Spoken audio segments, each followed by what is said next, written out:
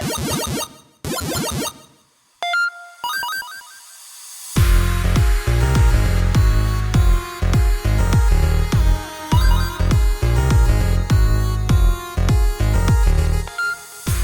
going on, everybody, and welcome to episode 17 of the Playconomics podcast, breaking down the business behind the world of video games, providing financial context for all the industry trends. I'm one of your hosts, Bobby Kawecki, and joined with me on this fine, crisp, cool November evening, Matt Mascari. Buddy, how are you? Feeling sultry today. Yeah. Oh, it's going. It is going. We got a good show. Solid one-off topic. I was going to say you're goddamn right we do. Oh, yeah. It's a beautiful one-off topic. It's a one-off topic.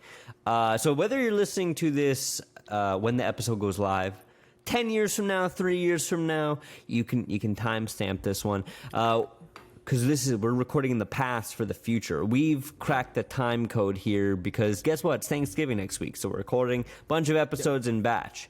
Unless Sony and Xbox make a console called the Swintendo niche, I think that we will be back with the news episode soon as we can. But for today's episode, we're going to just be discussing the future of esports. That's a big ball of yarn, is it not?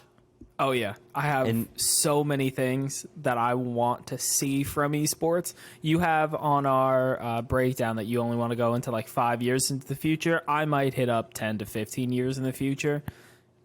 Because why stop there? 400 years in the future. This is going to be the greatest thing to ever happen to sporting events, and it's going to make them what they should be. And I would argue it's already happening. Yes, but I think that me and you are both, and we're going to get into it in the episode, we're both going to eventually talk about VR sports and VR esports. And that's just where instead of going to like a paintball thing with your friends or going to like laser tag or going to play basketball at the local gym, instead you're going to some VR like equipment place where you play Call of Duty live based on your own physical skills, your own physical abilities, and you're competing against it. And it's going to just turn sports completely 10 times more competitive. And I think it's going to be a huge revenue generator. However, Bobby, start us off. What are we talking about with Actually, esports? no, I think that's a perfectly fine jumping off point. Yep. I wrote some bullet points here. We don't have to necessarily go in order. I would have gone with the number 10 topic first. What is more dangerous, 100 duck-sized horses or one horse-sized duck? One horse or the 100 duck-sized horses. Well, horse-sized duck is pretty scary. But anywho, let's start with the AR and VR thing because you take it from a player perspective, but I take it, and I think the future of AR and VR, or at least augmented reality, is actually from the spectator. I do not think it is from the player. I think there's a lot more opportunity as a spectator sport for esports where... And we're going to make a lot of pop culture references here just because it's easy. Have you ever seen Tron? Yes. That's what I see esports as, right? Where it's there, you might only have 10 players, let's say, 5 and 5.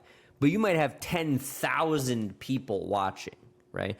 These big esports arenas in Vegas, in Philadelphia, I think they have a compound in Texas as well. Those are all good and well, but I think the future is... virtual spectator sports, right? Like that Ready Player One thing. Because I think the barrier to entry there's a lot lower. That's a PSVR integration. To get just to include the spectators. Now, when you say into get the spectators there, are they watching the esports? Yeah. So to me, right? Almost like a live thing where how in an esports thing, whether it's Overwatch, whether it's Call of Duty, the announcers, whoever's shoutcasting has the God cam where they can kind of zoom out. The overhead Yeah, so imagine like almost a diorama where you're looking down onto the field, right? Like the roof of wherever it is cut off, kind of thing. I'm thinking something even better. As soon as you went to spectators and the God Cam thing, I'm thinking you literally control a player that's just on a different layer. So like you can run through one of the players and you could physically just follow behind them. Gotcha. Okay. And again, I think that's much farther down the road. I think the 5-year integration of esports with AR and VR to me is X-ray. And what I mean by that is if you have an Alexa or, and I'm sorry for everyone's personal voice assistant who I just triggered, but if you're watching a movie on Amazon Prime, and there's an option where if you pause, it'll immediately give you context to every actor in the scene, what movie they've been in, right? So to me, I see it as, okay, I'm watching an esport event with my PSVR, with my Oculus Quest, with my Valve Index, whatever the go-to AR, VR platform is at the time. But I can look at a player and it'll give me like a heads-up display of whatever the hell. Let's say LeBron James, right? Yeah. Career average, game shooting average. Okay, next. Or like I'm watching a player in that sort of God Cam scenario, and it's, oh, that's Z Laner, that's Doc, that's Tim. Here are their stats for the game. I think that's much shorter of a distance. What do you think about that? Yeah, I agree. I think it's coming just because for example in the Apex League, when they do the battle royale thing for that and they watch the tournament, you already have information that's not in the game. And so for Apex, it's something simple where it's just the name of the person and their active shields and their active health. So you can see a little bit more than everyone else can. So it's basically leading up to what you're saying. And then in the World of Warcraft arenas, they list everyone's cooldowns. And they have so it's 3-on-3 arena. Everyone's got different cooldowns, different spells and abilities. Basically, for anyone that doesn't know, cooldowns are like either attacks or abilities that are on a set timer where you can only use it every 1.5 minutes, 2 minutes, 3 minutes, whatever it is. But it tracks that for you. So the camera that you're watching shows whatever team view you're in and who has their cooldowns up, who has like what abilities are currently happening and things like that. So I think you're right. I think that is where the integration is going to come because it's almost there. It's just not at the VR and it's not at live statistics. And I think that would be a very, very interesting thing to do because you would also be able to do that with real sports. Like you could do that with esports and you could see, like, let's say someone's playing Hanzo, what's their percentage hits? Exactly. What's their total damage? How many kills do they have? How many deaths? How much time on the objective? But then you could transition that right to basketball, like you were saying, and LeBron James, what's his shooting average for this game? What's his projected points by the end of the game? What's his free throw percentage, 3-point percentage? How many fouls does he have? I think that integration is going to be here way sooner than we think. I agree. And so kind of piggybacking off of that, since we started with AR and VR, I guess the next thing is that the next logical thing that I have written down here is within the world of esports, within the business of esports, what are the offshoot industries that spring up around esports? And what I mean by that is, if you look at social media, right? Social media marketing agencies did not exist pre-social media. Yep. Right? So where do you think the cursory business around esports, what does that look like? Like, what if you had to pitch, like, right now within the space of esports, something that doesn't exist but something you could see existing in the next 5 years? Yeah. So I think it's the opposite. I think esports is going to be that secondary thing that comes about, and I think it's going to be the metaverse. I think we're going to make the metaverse, and then you're going to be able to go, part of the metaverse is going to be going to a sporting event, and that's where you're going to get that next level that's where you're going to get that next level analytics. You're going to get the better overface. You're going to be in the game with them spectating, and you're going to get that from the metaverse. So I still think, and to answer your question, I think it's just going to be a different type of advertisements. And I think you're going to get, and not to be like super tinfoil hat brain creepy, but you're going to get brain ads where it's going to be things that you were thinking about are going to become ads in some way. Either what you're looking at in the metaverse they're going to sell your information somehow while you're in the metaverse and while you're doing, or you're going to these virtual events. What does that transition to? I don't know. Interesting. So, to me, while I'm in a complete agreement with where you're coming from on that. Yeah. I see it as a much more legacy industry, and I think it's colleges. I think you start to see colleges, universities, some sort of, what do they call it? Secondary education, right? Like that's like the higher education. Yeah. For esports. Much like you can go to a trade school to be a carpenter, a plumber, an electrician, a this, that, or the third. Right? The only reason I don't agree with you is because they don't have that for athletes. You don't go somewhere instead of college to be an athlete. But the reason esports is so big is because the barrier to entry is so low. Right? I disagree. Conceivably, and granted, there's going to be a top 1% of skills-based talent in any objective form of competition. Yeah. But if you take basketball, perfect example. If you take LeBron James and me, I'd put up a good fight. I'd put up a great fight on the court. I've seen you do athletics. Okay. LeBron's ankles might get broken, but he would win. He's taller than me, and he's played basketball for his whole life, right? Mm-hmm. But if you take someone who's 5'5" and someone who's 6'9" and seat them in front of a League of Legends game, same age, there is a much lower barrier to entry there of who can be good and get good at League of Legends than there is for basketball. I kind of agree.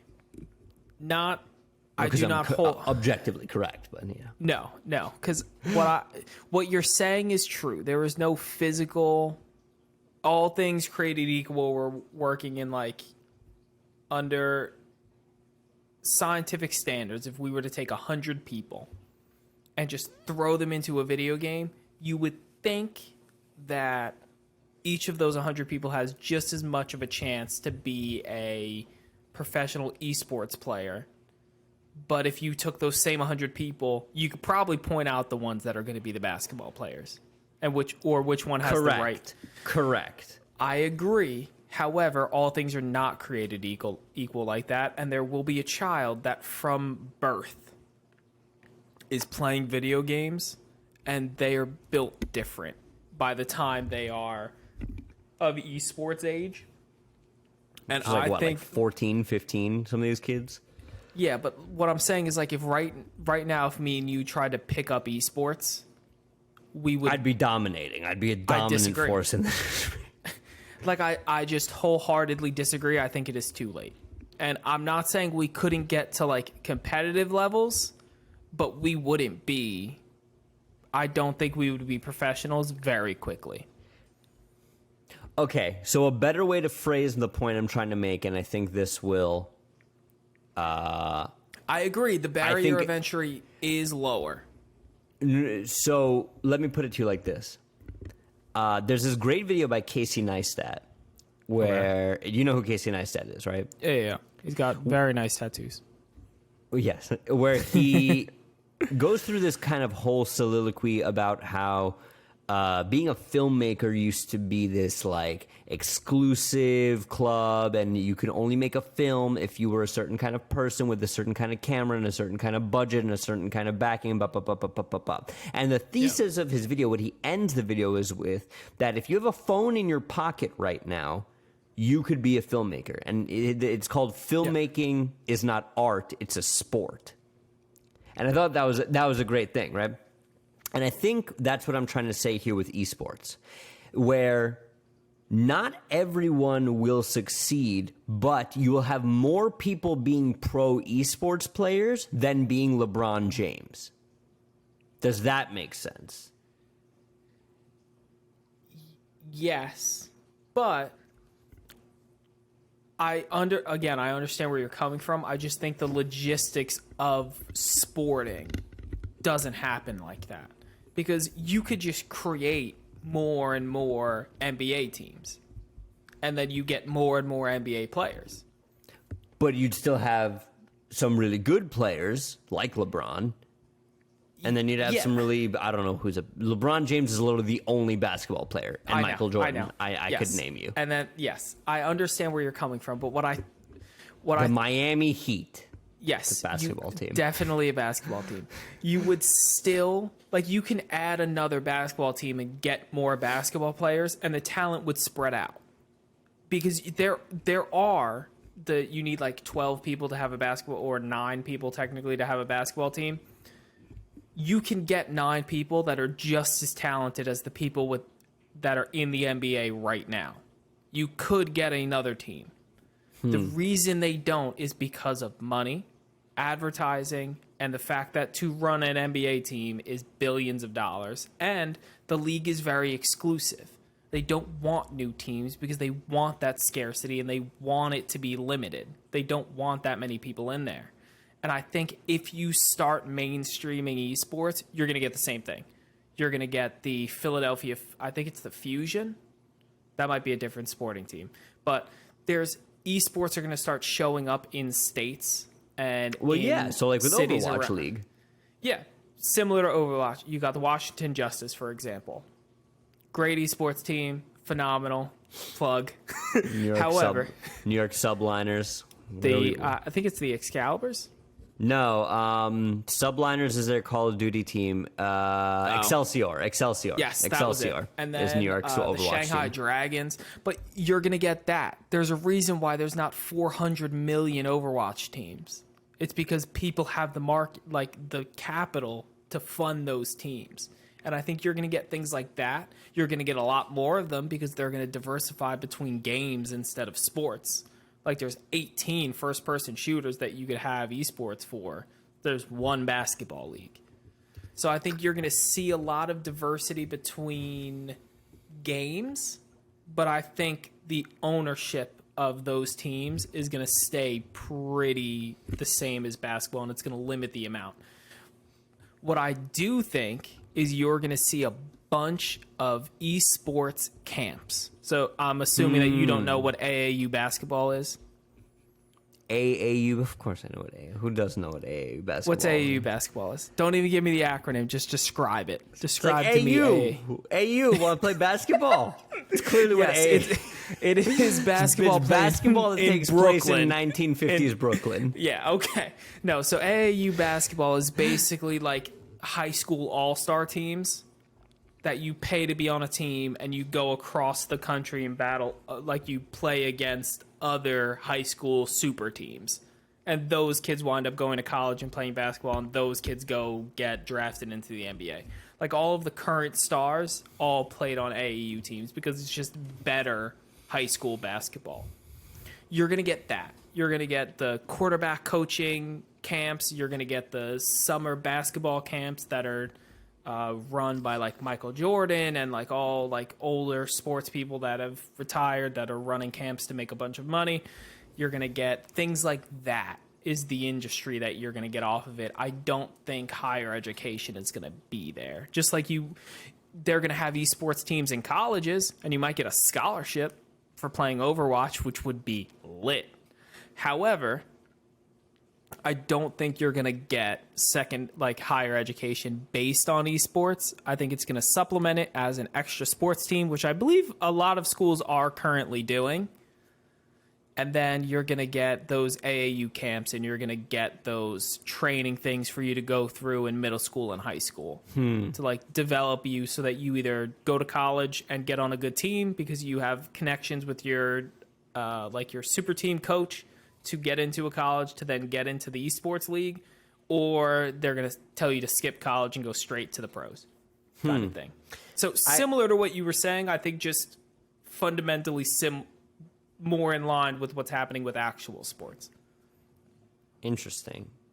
So we'll touch on that in a second because I think that'll segue to the kind of next pillar I think would be good here. But real quick, what do you think Michael Jordan's net worth is?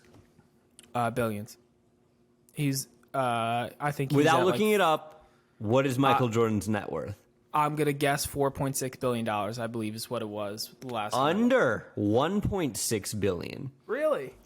And hold on, because I'm not Googling this yet. You know who I'm willing to bet has a higher net worth? If you say Ninja, I'm going to fight you. No, Shaq. Oh, maybe.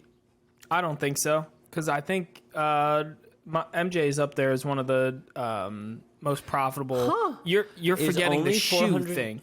No, the shoe thing, but I feel like Shaq, Jordan only has the shoe thing. Stop it right now. I don't know, 10 of one half. Only has the shoe thing? 12 of one half. It's the most successful shoe literally ever.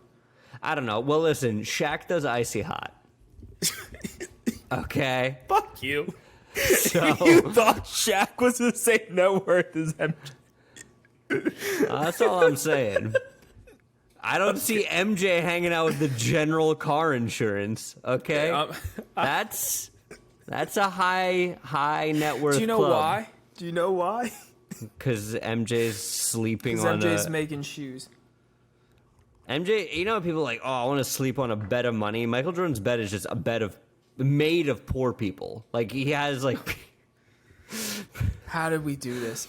Not fact...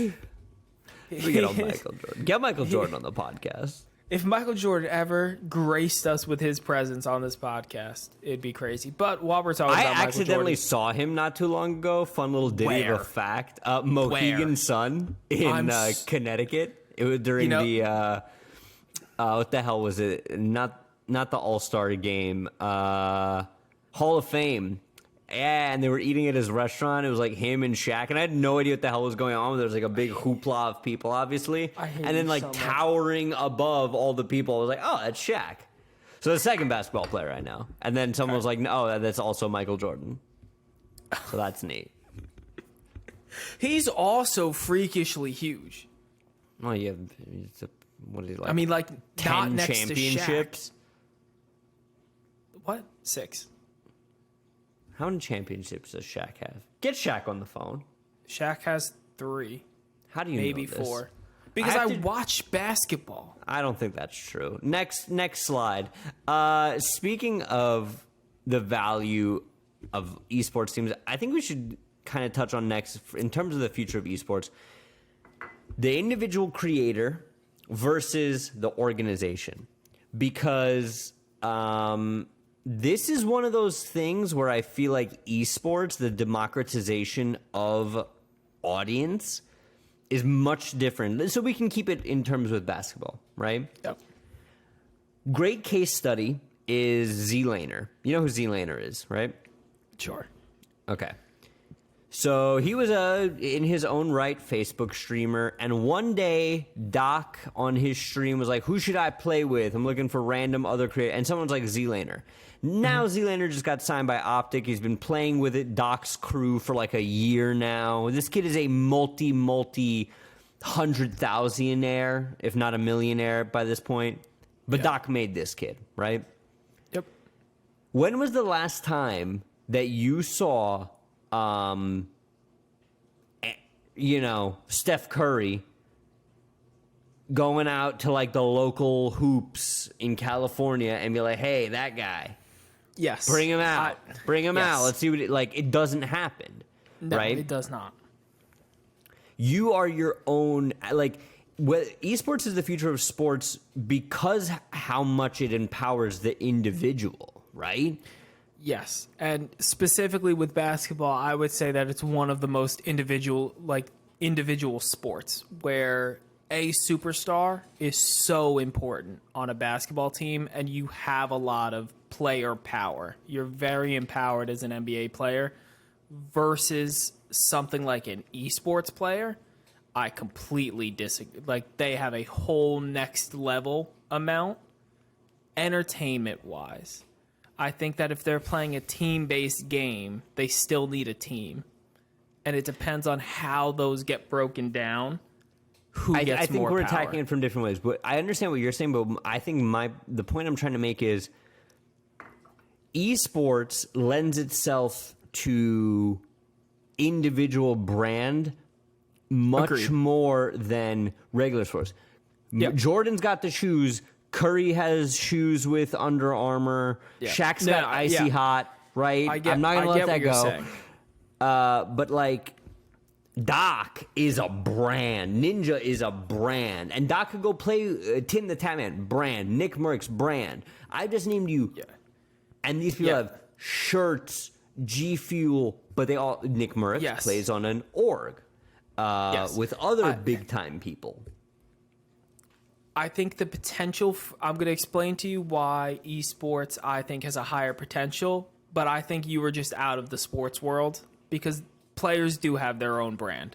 By, like, no means can you, like, more people would recognize more, like, professional athletes than they would esports players right now. Correct. And I don't mean to cut you off, but the point I'm trying to make is it is the barrier for entry. It is the lottery pool is much higher to create your own brand as an esports player than it is playing basketball. That's all I'm trying to say. And because of that, the value is, I think, much higher in the individual creator than the org. I still think it is for entertainment purposes, though. For example, you're not taking it into competitive esports versus you're taking it as like a Twitch streamer. Like Z-Laner, what team is he playing on right now? Or is he just Optic? He just got signed to Optic. And he plays on their team in competitive events. Warzone. He like within the last week he got signed. Okay. So the way that I'm thinking about it is, yes, from that perspective, they are able to make their brand far more, and I think they're able to capitalize on their brand a lot more because they can do their sport on their own time. So I could compete in esports competitions and then go play on my Twitch stream with my followers.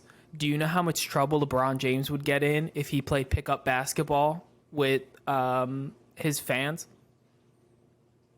The risk of injury. You'd get in a lot of trouble because I'd be one of the fans. I go right for the ankles. Okay, but LeBron would lose terribly to me in basketball. That's the problem. They're reliant on their bodies, and like if you tear an ACL because you're playing pickup basketball with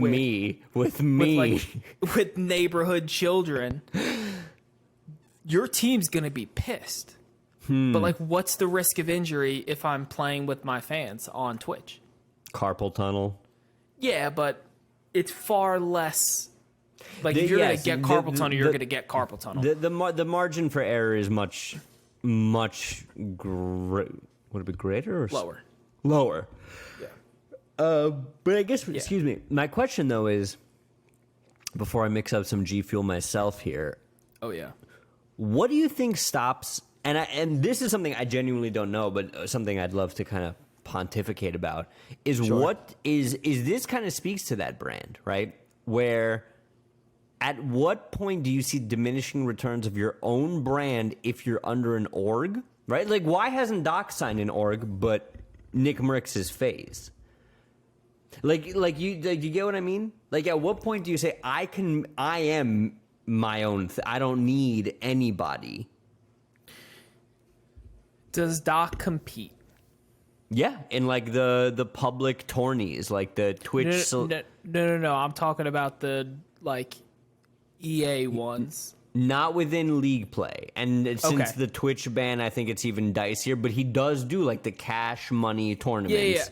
Yeah. Those I don't care about because those are, if I am thinking of the correct ones, those are all done privately. Like those are a private event where you're getting a bunch of streamers together to play games together and there's a cash pool. That's different. When you have to play in a league competitively, you need an organization. And that's the difference. If he doesn't want to do that, that's fine. And I think he shouldn't do that because his brand is too big. Like I want Doc on the podcast so bad. Man, Doc is one of the few people who I would love to meet in real life and just be like, save. Bro, let me like edit for you or something. Like, so good. I would love to meet him outside of the persona and him just be so different. And he's just apparently he is. Apparently, like when he turns back into a pumpkin or whatever, like when the wig comes off, like apparently he's like super chill, like a normal dude. Like I would love to see that side of him, and I would love to get an interview of that. The personality is great, and it'd probably get us more views to have Doc on than the guy. But I would love to talk to the guy. So if I don't even know what your actual name is, I'm very Guy. No, I'm not bullshitting you. That's his real name. I should have just went with Guy, but Guy, we would love to have you on the show. Doc, we'd also love to have you on the show. Get him on the podcast. If you want to switch halfway through, also good. But to get us back to sports and esports, I think it's your brand. I think it's how you want to do it. Do you want to compete and be the best in the world? Or do you want to entertain? And I think that's the cutoff for people. Like maybe Doc doesn't want to compete against the best of the best of the best. He wants to have fun and make money. And there's nothing wrong with that. And nothing wrong with it, buddy. And or he has other endeavors. We discussed the studio, on the podcast. The merch, yeah. So I wouldn't put Doc out of being that type of person. It's just he doesn't want to be an employee.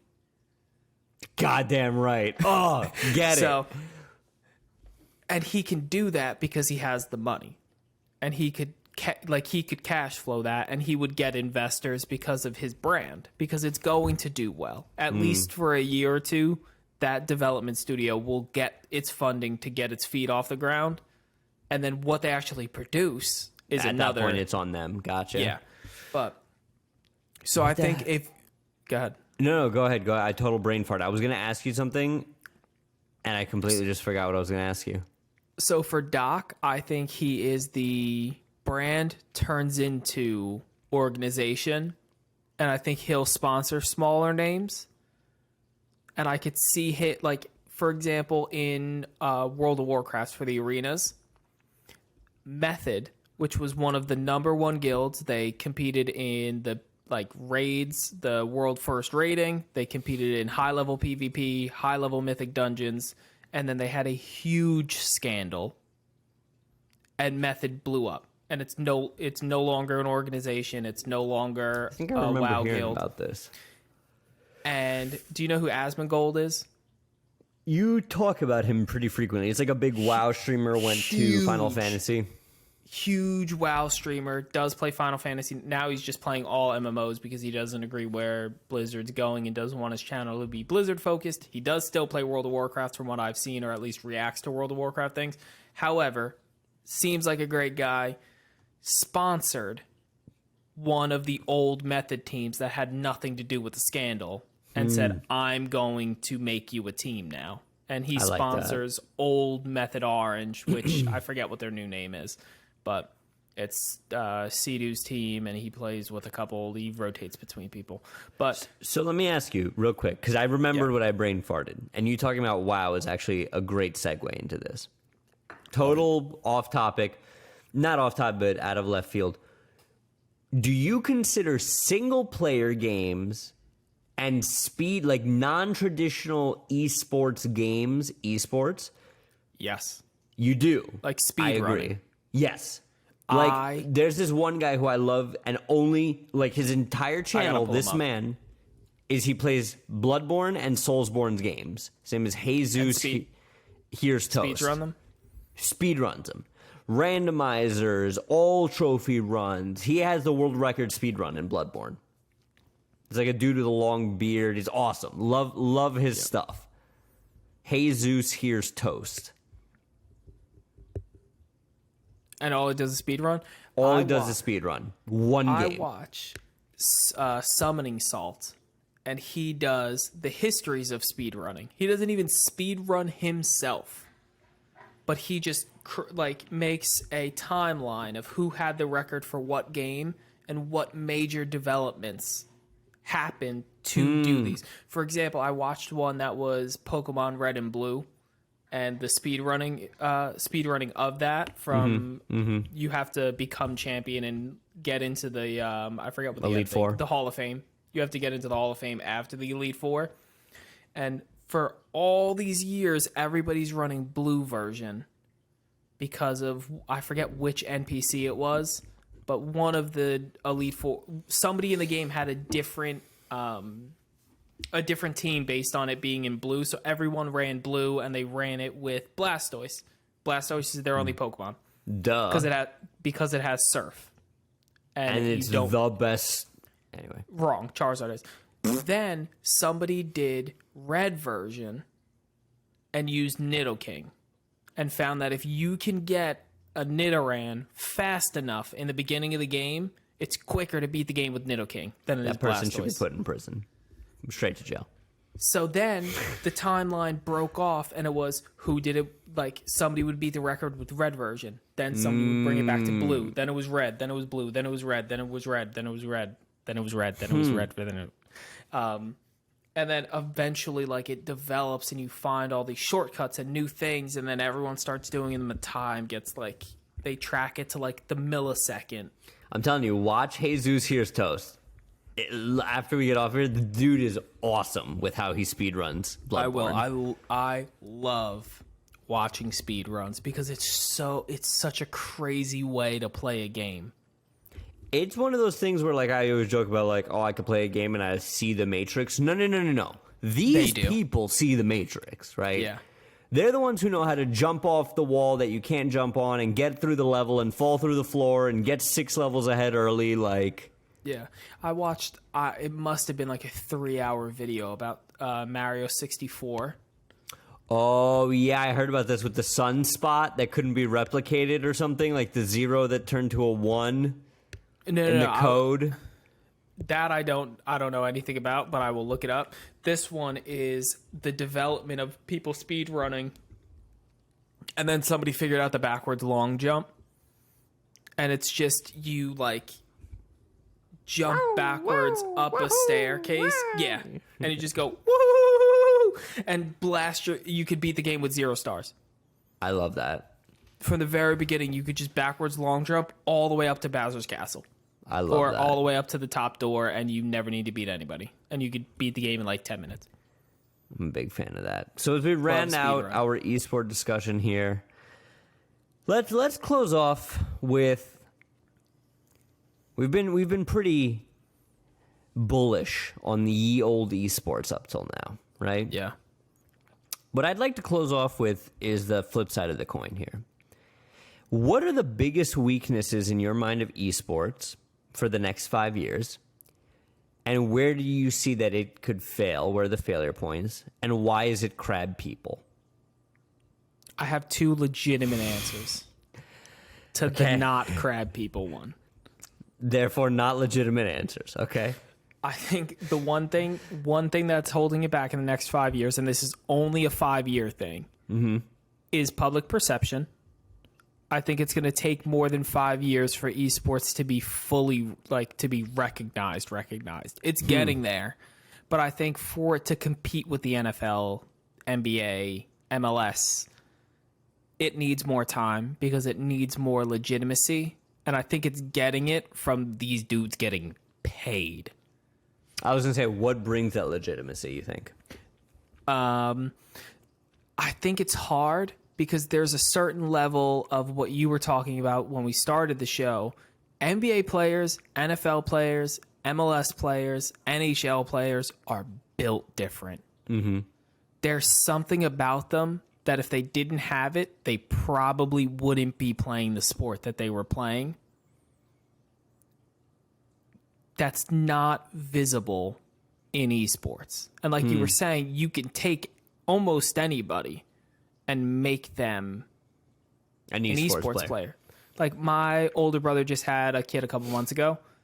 If he put a controller in that kid's hand at 1 and made him into an Why esports are you player, not? he might. I'm not saying he has. He's not 1 yet. He's only 3 months. The kid could like. Like 3 months worth of like he's an excuses infant. to me, Matt. He's an infant. The man, like, he's great. Fisher However- Price, my first fortnight.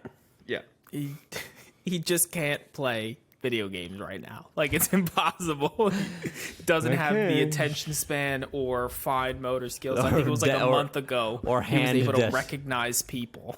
Like, I know. Well, if you can eat But- solid foods, you can catch a dub. He That's can't. all He can't eat solid food. But back to the original point. Back to the original point. There's nothing. It doesn't seem like there's anything separating you from a professional esports player. And I think it's going to take people trying and failing to get that legitimacy. Okay. Sure. And I think it's just going to be social perception. It's going to happen over the next 5 years. So I think that's holding it back. And then fear. No, just like fear and unwillingness to change. Like I think. So what do you mean by that? Elaborate. So I think when we talk about esports and like going to the arenas virtually, I think there's going to be an aversion that cheapens the experience. More, I guess that would more be for watching like sports virtually. People might feel it cheapens the experience, but there would be the people that did it anyway. But I guess I still think there's going to be an aversion to fully committing to esports. And I think that kind of goes hand in hand with the accepting it and its legitimacy. Mm-hmm. So I think those are it. So I had to look it up because I want to make sure that it was the right person. And Ernest Hemingway said this. And the quote is, gradually, then suddenly.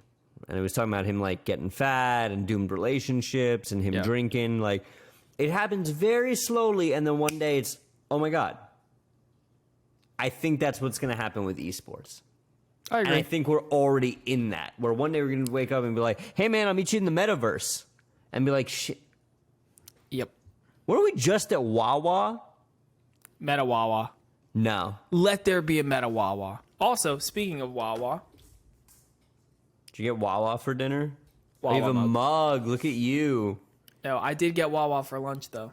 Had a nice I was thinking, Sammy. since Nicole and I came to visit, I was thinking about that grilled cheese I had. That was good. Yeah, the grilled cheese was good. That was good. I think I might make a grilled cheese before we film the next episode. Spoiler alert, we're filming another episode. Dub it up. We're getting double episode today. But if that is all we have today for esports, Bobby, plug the social media channels. You know what? Forget it, Bobby. Don't plug the social media channels. I'll plug the social media channels. There's definitely a QR code on your screen. There's been a QR code on the screen. I leave it. Yeah. But you could also follow us. Links in description. Scan the QR code. Copy and paste the link that you see. Tell your friends about us. Yeah. Tell other people about it. Tell your friends' friends about us. And Tell people run up to people on the street, on the subway at night, anytime between 2:30 Playconomics. and 4:30 a.m. in the bad Whisper parts at of them. town. No, full blast. Oh, Just scream at them. Playconomics. That's all you need to do. But, and as another reminder, like, comment, it helps us out. It gets the show to more people, and it gives us the ability to give you guys content that you're going to want to see. So please like, rate, subscribe. Let us know what you like so we can keep making it. You're goddamn right. Until then, always be gaming. I love you, and I love Matt. I don't like when he says that, but happy gaming, guys. It.